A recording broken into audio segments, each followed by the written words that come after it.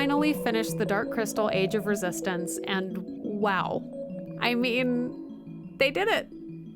They really did it.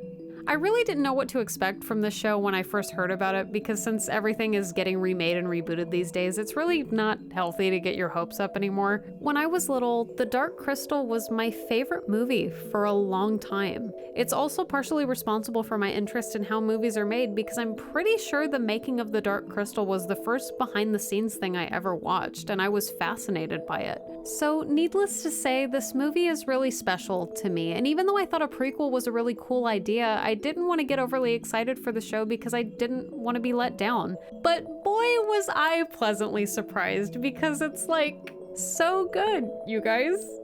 Out of 10. Age of Resistance takes place several years, possibly several generations, I'm not 100% sure, before the Dark Crystal film, and follows the events that lead to the war between the Skeksis and the Gelfling. It took me about an episode and a half to get invested in what was going on, so if you're just starting the show and it's taking you a little while to get into it, don't worry, it picks up after a couple of episodes. That's not to say that the show doesn't have a strong start, it's just that they have a lot of groundwork to lay out and several characters to introduce, so it's a little slower paced in the beginning. The thing that does grab you right away is just how seriously they took this whole thing. The Jim Henson Company has really outdone themselves this time, and it's pretty clear that this was a labor of love just like the original film. The difference is that this time they have Netflix money, and I couldn't find what the budget was for this production like anywhere, but I'm pretty sure it fell somewhere between a lot of money and hella money. This show looks so expensive, and it makes me really happy to see a production that relies so much on puppetry and practical effects to have the proper budget behind it. The CGI worked really well alongside the practical stuff, and it didn't feel out of place or tacked on. Overall, the production design is pretty breathtaking, and if you want to know more about how they made everything, Netflix put up a behind-the-scenes documentary that goes over all of that stuff.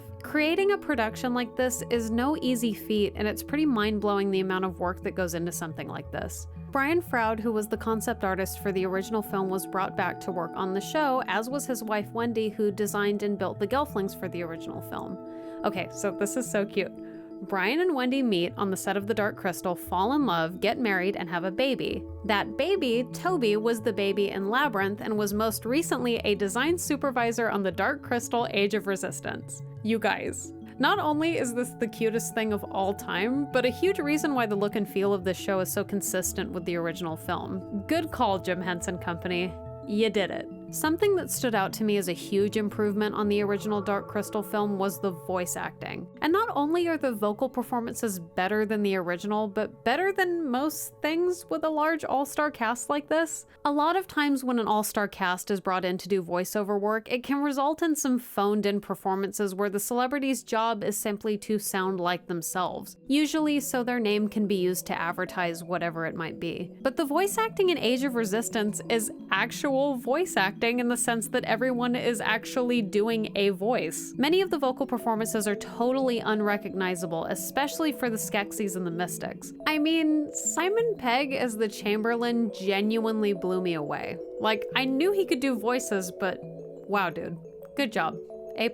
This show does a really good job of laying out all of the exposition and character motivations in a way that kids can understand, while not babying them too much, because boy oh boy is this violent. Just like in the original film, they push that PG rating just about as far as it can go. Characters get murdered and tortured in this a lot. I would even go so far as to say that they push the violence much further in the show than in the movie. I mean, there's around 10 hours of material here, and it's about political conspiracy and war, so there's a lot of death. In the same way that the essence draining scenes traumatized me as a kid, there's plenty here to scar a whole new generation, and I approve. Kids these days need to learn. I'm 30. So yeah, if you are a fan of The Dark Crystal and were debating over whether or not to give this show a chance, I recommend doing so.